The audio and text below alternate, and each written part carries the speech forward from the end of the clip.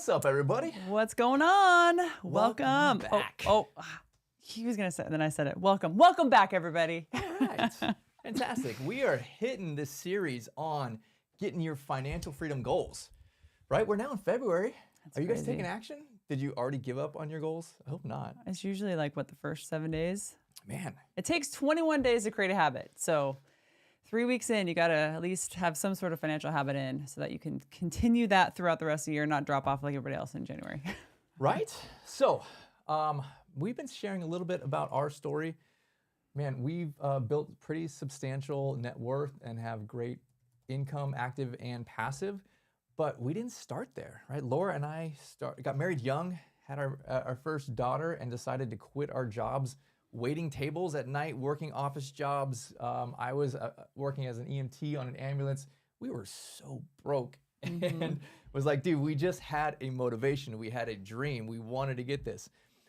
And you fast forward, it took us about 8 years of hitting a plan, of consistently working together to cut expenses, to increase income, to invest in ourselves, start buying assets, create passive income, and 8 years to get us to a place where we were making more than $10,000 a month in passive income. And we chose to do that through real estate. You can choose to do that however you like. We'll actually talk about that here in a week or two. But man, it is for sure achievable. If it's achievable for Laura and myself, it is achievable for everyone. That's so true. I think everyone's like, oh, you probably just had a golden spoon fed to you since you were a kid. No, it was a plastic spoon actually. And we started from nothing. And so I think this is why we want to share it with y'all. It's not like we're, started from wealth and are teaching you how to get there. We started from nothing. And so I'm sure, to be honest with you, there's probably most of you tuning in right now are probably further along than when we started. So take that as an encouragement that, and you can start at any time. It doesn't matter how old you are, you still can start, even if you're in your 40s, 50s, 60s, it doesn't matter. Yeah. Just starting. And if you are in your 40s or 50s, 60s, you better start now, right? 'Cause Exactly. we've been teaching our daughters for, 7 or 8 years this plan, and to get them to start early. Early is the best time to start. But if you didn't, then today's the best time to start. So we're building through a program of how you get from really nowhere, right?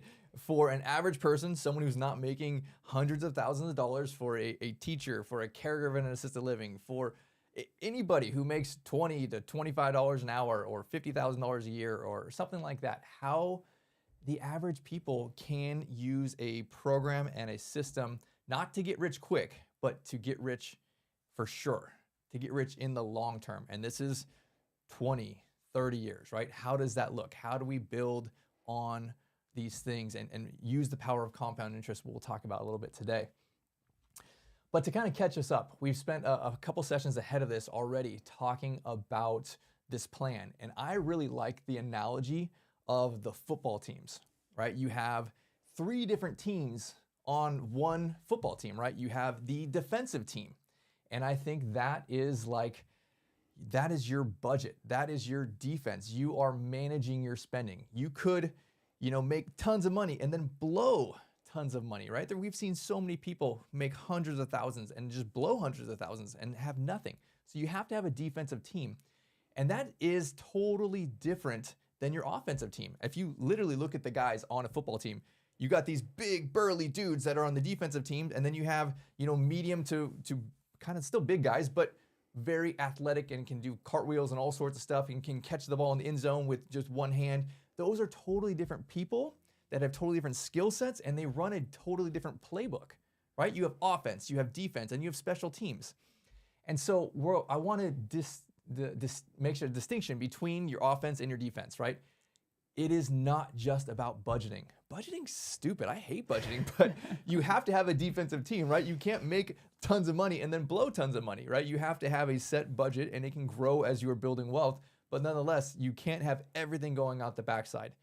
But then you also, probably more importantly, have to have an amazing offensive team. You are not going to win football games if you just kick and go back on defense every time, right? You have to have a quarterback. You have to be running plays. You have to be going into the end zone. And that analogy is going to make more money. How do we increase our income? And that's what we're going to talk about today. It is so much more powerful to increase your income than to lower your expenses. Because let's just say you make 75 grand, right? If you make 75 grand, is it reasonably possible to lower your expenses by 75,000? No, right? You can't have zero expenses in life. You have to spend money. Is it, if you made the same 75 grand, is it easier or more possible to increase your income by 75,000? Yes, every single person could increase their income by 75 grand, right? So you can only save more money by budgeting a little bit. You can save more money by blowing up your income to infinity, right? And that's where the power is. The focus needs to be on making more money, but you need to start with the foundation of when you make more money, don't blow all that money by having that defensive team. Yeah. So kind of going to the analogy of this football team. You don't know, Brett and I love football. That's one of our things that we love watching on the weekends. Excited about this weekend. Go Seahawks. What I love about that analogy is his analogy, right? The offense, the defense, and the saving and the spending and that. I love that. But I think I see it as a lot of married couples, and we've talked to a lot of married couples when they're talking about their finances. I think a lot of married couples don't realize it, but they're on different teams. And so I want to really just implore you that if you are on a different team than your spouse, that you need to change that jersey and change it to the jersey that your spouse is on, and get on the same team. And I think this is really important when it comes to finances. Like for Brett and I, we're on the same team. We have the same bank accounts. We don't have separate accounts. Everything is together. We make financial decisions together. We talk about how we spend our money. We talk about how we save our money. We talk about what investments we're going to, utilize this year. And I think it's a team effort. It's not one person. It's not he's making all the money, being the offensive, and I'm not the person who's just going to go spend it all, which I think a lot of times we think of that. And in today's culture, the woman is the one who's hiding the Amazon packages, right? That's not necessarily the case. There are men out there too who like to spend money, who like to get the matching Nike sweats and the matching Nike shoes with everything. Like guys spend money too. So it's not just a male-female thing. I think there's just bad habits no matter what gender you are, no matter what culture you are. Everyone has bad spending habits. And so I really would like to encourage you to, if you are on the team of wanting to save money and really wanting to invest in assets and create generational wealth for your family, I would really encourage you to share this series with your spouse if your spouse is not on board with you. I think there's going to be a lot of encouragement. There's going to be a lot of, hey, honey, check this thing out. Hey, read this book. Hey, look, I saw this. It takes, I'd say 5 to 10 times of, showing your spouse something if they're not on board to then finally get on board. But I would encourage you, one of you has to take a stand. One of you has to take that first initial step. And so let that first person be you. So as we're building through this, we're talking about saving a lot of money. If you want to invest, if you want to buy assets, right, something that'll have money babies, you honestly have to start with, I've saved this money so now that I can buy an asset, right? And so therefore we talked last time about budgeting and cutting 20% from your budget, right? Your spending. We broke things down into needs and wants and then fluff, really just stuff that's just waste. Cut 10% and then another 10%. Get to a place where you can cut 20% of your expenses. We're going to take the same principle today. How do I increase my income by 10% and then bump it up 15 and then get to a place of 20? Because I want you to have savings of 40%. Most people in America, they save 2, 3, 5%. That's nothing. That is not going to make it. The wealthiest people in history, they've saved an average of 40% of their income. That may seem astronomical to you. Good. I want you to shoot for the stars and hopefully hit the moon, right? But if you're coming at this and saying, hey, babe, Brett's too intense, he's too aggressive, he wants us to save 40%. We can't do that. Let's go for 10. Bro, you're going to save 2, right? At least go big and then give yourself margin of error to fall short on that. But once you start seeing results, man, you get excited, right? You get that snowball going and then it's like, all right, cool. I really see what's going on here. And it is a hard few years, right? There's nothing getting around that. Are you going to have the hard now or are you going to have the hard when you're old, right? You got to choose your heart on this stuff. But man, this is what we're going to be talking about. You need to be aggressive. You need to not be like your neighbors, not be like your people at work. They are not going to make it. They are going to get to the end of life and have not enough money, right? They're not going to be able to take care of their responsibilities. It's just not going to happen for most people. You have to be weird. You have to be aggressive. You have to be too much. If you are too much, then you are my kind of people. You are on the right track. Hey, you know what? I think being weird is a good thing. If people call me weird, I think like, thank you. I think that's a compliment because I don't want to be normal. I don't want to be like everybody else.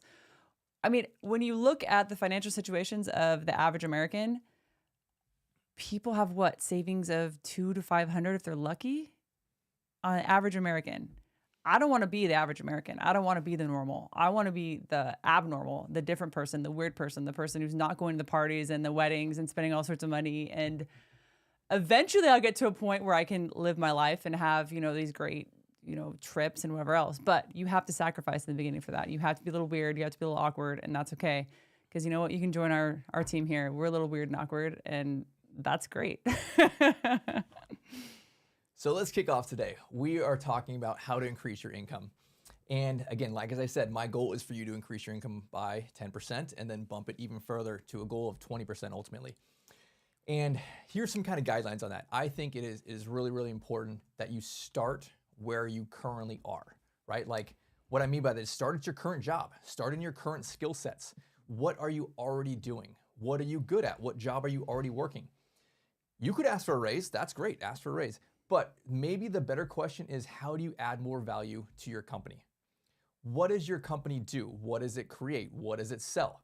Could you get more sales for your company, right? If you're already there going to work and you're doing some kind of job, you already know the niche. You already know the customers. You already know the word tracks, right? Could you come in an hour early, stay an hour late? Could you come in and work on Saturdays? How do you add more value to the company and therefore take a slice of that value, right? That is the easiest way to go. What I would discourage you from doing is going and quitting and getting a whole new job. If you're, making 25 bucks an hour doing some kind of job, don't quit that job. Go and get another job because it makes $26 an hour. That is absolutely the terrible worst thing to do because you're trading essentially X for Y, and you're going to have this unstable position in there. You might not like the job. Your boss might like you. It might be terrible culture. You need to stay where you're at. You have your base, right? You stabilize that base. How do you get an extra 10%? How do you get a little more?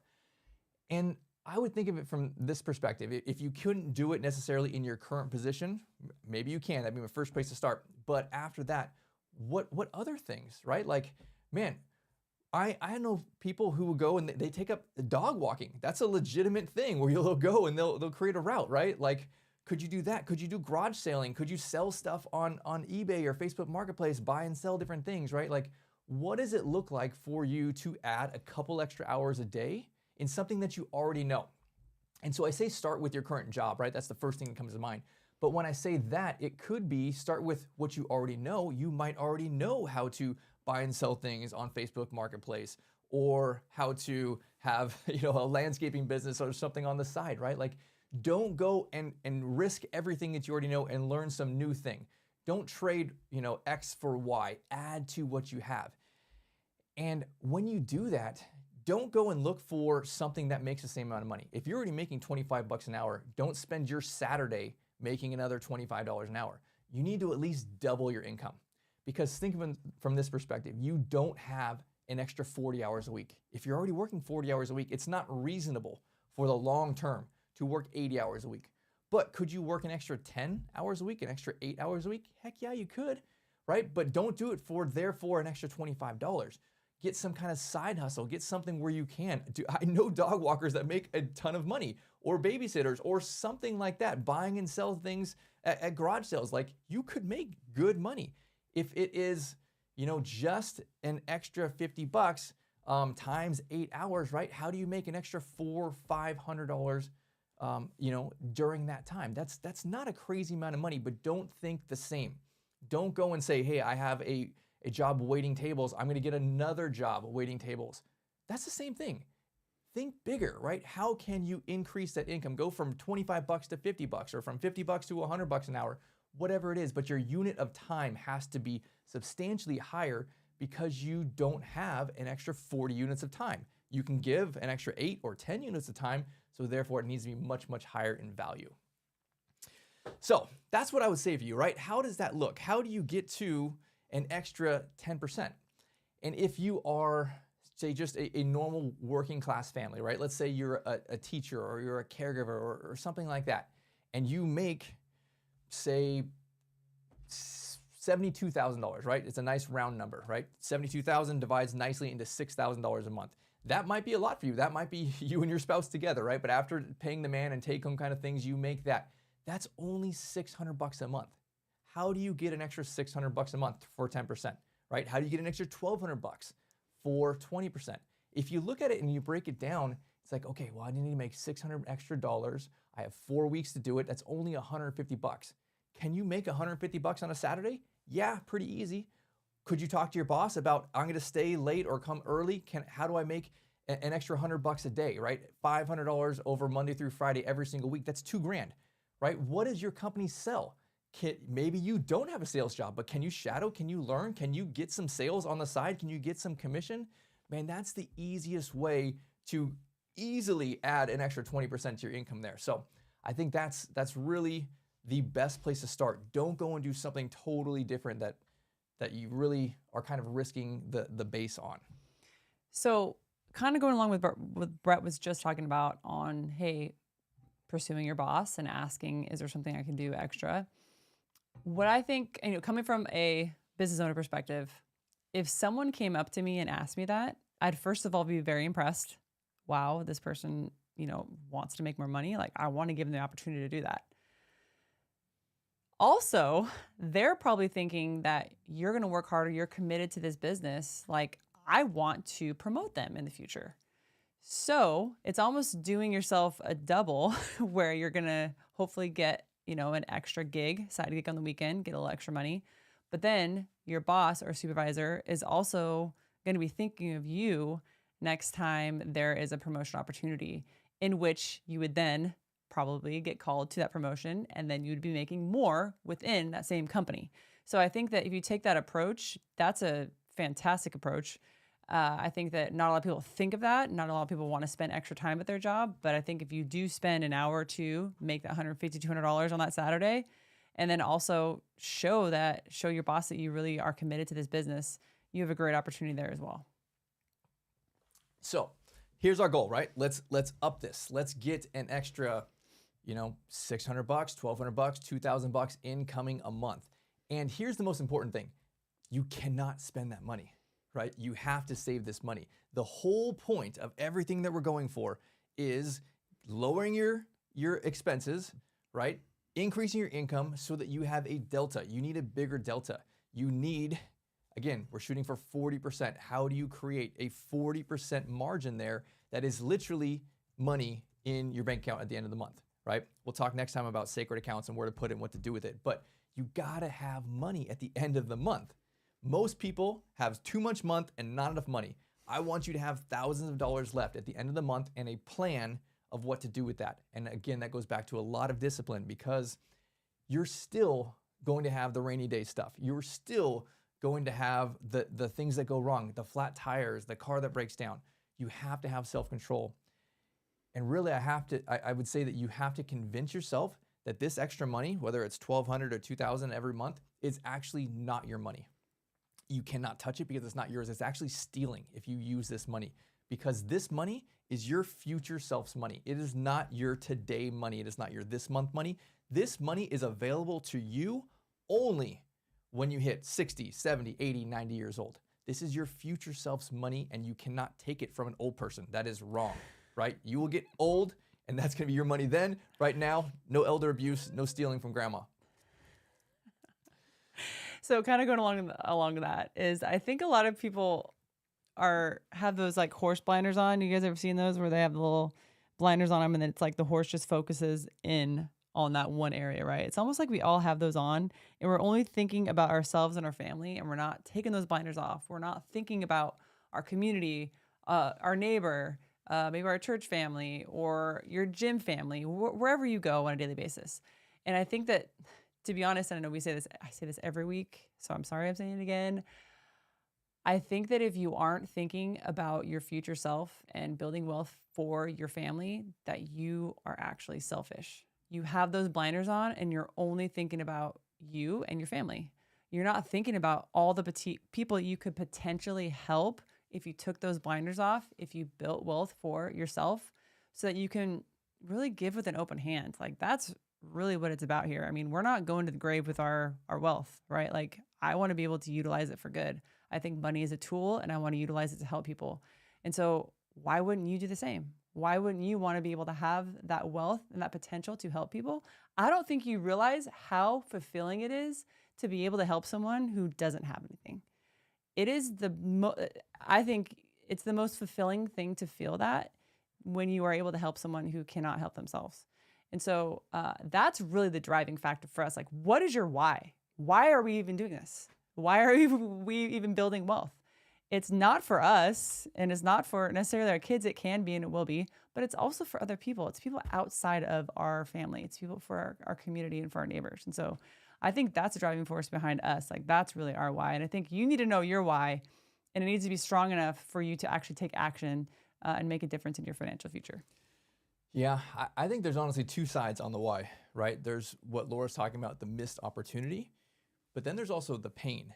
And some people are in a place of like just immediate pain. You don't have enough money to put on the table, or your parents are older and need more help and you cannot do it. You have to work. You have 2 jobs. You can't take care of your mom who may be, having early dementia, or you can't take care of the kids, or you can't put the kids in that, baseball program or after school thing. Like there's immediate pain there, right? And I think you can harness that. There is a fire there that you can use to motivate, and you got to get on the same page with your spouse, and you got to say, this is what we're going to happen. We're going to do it. It's going to suck, but you know what? This pain over here is worse. The harder part, what kind of Laura was alluding to, is when you are solidly comfortable in the middle class, when you have no pain, but you may be missing the opportunity to help people, missing the opportunity for the greatness that you were built for. It's less apparent, but there is still a gap there. There is, here's where I am, and here's what the life that God created me to do. And how big is that window there? That is potential pain. And so I would focus on that. Like, what is it that you're missing? Are you in immediate pain that you need to do this? Or are you comfortable, but you have, not the life that you are really dreaming of? And both of them can lead to a fire that gets kindled inside of you that you say, all right, babe, we're going to do this. We're going to get on the same page. We're going to execute this thing, and it's going to suck. But it's going to suck for like maybe 5 or 6 years. And then it's going to be fun and awesome and exciting, and you see the snowball build. 5 or 6 years is a long time, but it's really not. It's long when you're in it. But I think once you're out of it and you look back, you're like, oh, gosh, that went by really fast. It's almost like your kids, right? When your kids are little, you're like, oh my gosh, this is so hard. And then like you blink and then they're like 14. And so it's, when you're in it, it's hard. But when you look back, you're gonna appreciate and thank yourself for putting in the time. Yeah. So I want to stress this point. When you're getting started and you have just the tiniest little snowball or nothing even there yet, that hundreds equal millions over 30 years. Hundreds. I mean, that's cutting that money from excessive drinking or night out at restaurants, or that is your extra $200 a week that you're doing side hustle. Those hundreds add up and you invest them and they grow, and then they spit out babies, and then you collect the babies with the other money, and then they grow and they create new babies, and you just have literally babies and babies and babies of your money, right? These little green guys are just turning into more money and they're just piling up. It takes time. That is the most important thing, is you need time. If you can start this now and you can wait 10 years, you'll have good money. If you can wait 20 years, you're gonna have $1 million+. If you can wait 30 years, you're gonna have substantial income there. So I wanted to share the first time that I realized this. I remember sitting on the couch in our living room and I said to Laura, like, babe, like, oh my gosh, I'm playing with this financial income calculator. You got to come look at this, right? Like, we were saving barely any money, I think $500 a month. And I'm like, babe, if we put in $500 a month at 12% interest and we waited till we were 60, it was like millions of dollars. And I'm like, how is this possible, right? We were poor, we were broke, we were waiting tables, right? It was like, how do I get to be a multiple millionaire by saving $500 a month? And if you don't know that that's possible, like, I want you to do this exercise. I'm actually gonna pull this up on the screen here and show you what this looks like. You can literally just Google search one of these things here. So what is this? This is, I just Googled it, thecalculatorsite.com, right? And here's your goal. If you were trying to get to a place where you can save $1,200 a month. That's what we're going to start with. Initial investment, $1,200 at 12% interest. And we'll do this deposit every month. So you're going to add $1,200 every month, and we're going to wait 10 years, right? This is what it looks like. You went from depositing $1,200 a month. You get $280,000 over 10 years. That's not bad, right? That is way more than the average American has saved. You can do that in 10 years. Now, you just keep adding that $1,200, right? We're not even going to say you make more money, you add more in. No, $1,200, that's it. $1,200 a month. In 20 years, we're talking about this green number here, 1.2 million. That is plenty. You can retire on that. That's 20 years. You need to start today. But what if you went 30 years? What does this look like? This is where the snowball starts picking up. And we'll hit the button here, and we go from 1.2 to 4.2. Man, it doesn't go up by a little bit. It goes up by a substantial amount. This is where you start to see generational wealth, right? $4.2 million on saving $1,200. If you and your spouse each put in $150 a week for 30 years, that's crazy. What if your parents did this, right? What if your parents were financially prepared, right? What if you could do that for your kids? This is what 40 years looks like. Not adding any more money, still $1,200, $14 million, right? This is how the rich get crazy rich, is because they implement time. You don't have to be a tech mogul. You don't have to start some company. You could be literally a teacher. This is almost $50 million in value over 50 years. Now, granted, that's 50 years, but if you're saying, hey, you know what? I'm going to get this snowball going. I'm going to get it rolling. I'm going to hand this off to my kids. I could fund my everything, right? You could you could put this into a trust fund. You could set up for your grandkids, your great grandkids. You could put all the rules and parameters. Don't be a jerk or you're kicked out. All the different things, right? Like this is $600 a month times 2 people. This is how normal average people, you got to start now, because time is the most important. So if you have not gone through this exercise, man, I was like, what?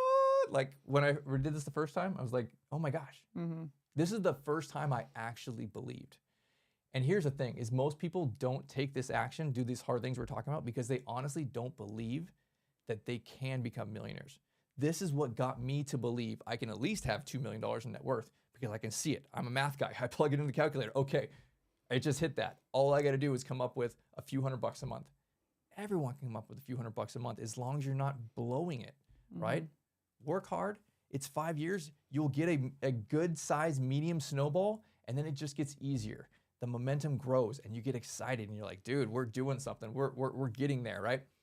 We're going to keep building in this series and talking about how to do this, what to do with this money. Do you get into real estate? Do you get into the stock market? All those things. You can pick what you like. We're real estate people. We started by taking this money and building that into rental properties. And I showed, this example, 12% compound interest. We were getting substantially many times more than that on the deals that we were doing. And so again, you can blow this out. It can go super quick, right? Like the real estate market is, it's all over the place. But in the long term, it always goes up, and you can literally add hundreds of thousands of dollars in value on one property over, 5 years or something to that effect. I wanted to add, if you could pull up while I'm describing this, the Warren Buffett, his graph where it shows his wealth through the years. So I remember looking at this a few years back, because I was researching Warren Buffett and like how he got started, and he's kind of the compound interest king, I guess you call him, but that's kind of my little pet name, I guess, for him. And so I was just researching him, like looking to see like where he got his wealth, when did he start, how early in the game did he get this? And I saw this graph, and Brett's going to share it right now. And I thought it was so funny that we all think of Warren Buffett and we all think, oh yes, he's this uber billionaire, but I don't think Brett can zoom in anymore, but he wasn't an uber billionaire until what? His like 70s? So this is 56 years old right here. Okay. Where my cursor is 58, 59, okay. 60, right? Yes. And then look into his 70s, 80s, 90s. You can see the power of that compound interest. Yes. This is a snowball right here. It gets crazy. Yeah. So I wanted to point this out to you guys because, we're all in this for the long game. It's not a get rich quick. We never talk about that. It's a long game, and I think that Warren Buffett is a perfect example of the long game. That like you can see that graph right there. Like, granted, even the little ones when he was like 40 were still a big sum of money, But he started with nothing. Like he started with just thousands of dollars and slowly invested it. And eventually, we all know now, he invested in some companies that skyrocketed, like Coca-Cola and such. And so I just wanted to show you that because I think people think that they're too late in the game. They think that, oh, I'm not ever going to be wealthy because I'm 40 and, it's just too late now. I mean, Colonel Sanders, I always say KFC didn't open until he was over 60. I mean, if Colonel Sanders at that age can start that company and be that successful, I mean, you have no real excuse. You really can become wealthy. And the only thing that's holding you back is yourself. It's yourself and your lack of real belief in you. I mean, because the only person holding you back is you. Yeah. Well, we're going to keep building on this as we continue through the series, but that wraps us up today. Your action items, if you did not do last week, building a budget and then cutting 20%. Find the crap that you're spending it on and cut that. And then now start getting a plan to increase your income, get a side hustle, 10%, and then grow from there, 12, 15, 20+%. And you got to save that delta. Let's get to 20 to 40% extra margin in the bank account every single month. And then we'll talk about what to do with that next. Question for you. Okay. And you can ask this back to me afterwards. All right. So if you were early 20s, like where we were waiting tables, we were working, 40 plus hours a week, what would your side hustle be to create that extra 150 or so a week? Man, I didn't know it then when I was waiting tables, but I would say now it is some kind of sales position. You already think of the things that you already know, right? If you can help a company make more sales on that and you get a piece of that, it can be the smallest amount of time and also the biggest amount of commission or money that you can make. So I would look into some kind of sales thing. Okay. I don't think we had, I mean, not that we're that old, but we didn't have social media and such, I think, when we first got married. And so I think the power of that, utilizing that for, selling or whatever, maybe, I think is powerful. I mean, I'm asking the question to me now. If I was in my early 20s, I probably would capitalize on some sort of social media influencer way. Like I like going to estate sales. I think that's fun on the weekends. Going to estate sale, finding some like old school vintage like coats or something like that. That's kind of my vibe. And reselling them because those things go for a lot of money. If you find like Christian Dior and like Ralph Lauren, old school stuff, like there's buyers out there for that. So I think that'd be fun doing that. That would be a cool side gig. And again, it would only be, 6 to 8 hours on the weekend. That's something you could do. I mean, again, that would be just something that would be fun for me more than just like, hey boss, like what extra can I do? Which I would do too. I would make sure I reach out to my boss and ask if there's something else that I can do to help the company.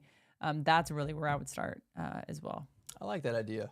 I mean, that sounds fun. I want to go to estate sales I and buy know. old jackets and resell them. I know. That's kind of, to be honest, it's kind of something I'm into right now, just to be frank with you. So that's kind of, I know, I love jackets. I'm a jacket person. So. So many jackets. I know, he thinks I do. I could never have too many jackets, Can't even get in the closet. It's not right. Well, I forgot to tell people to drop the questions in the chat. So that was my fault. I didn't tell you guys. I don't see any questions. It's just a lot of people telling where they're calling from and such and are excited about the call. But if you do have any questions, if you have a quick one, you want to type it in real quick, we'd be happy to answer them. Any question at all. There's no question that's off limits. But I mean, I don't know if we have any questions. If you just want to, I think we just wrap it up. Okay. All right. Awesome. Well, thank you all for being here. Hope you take massive action on this and blow up some big dreams and get together with your spouse, whoever's in your life. You need support. You need the encouragement. You need to be kicked in the butt a lot of times. Mm-hmm. And Laura kicks me in the butt. So got to have someone do that for you. So otherwise, be on the same team, not on different teams, guys. It's super important. Yeah. Same team with your spouse.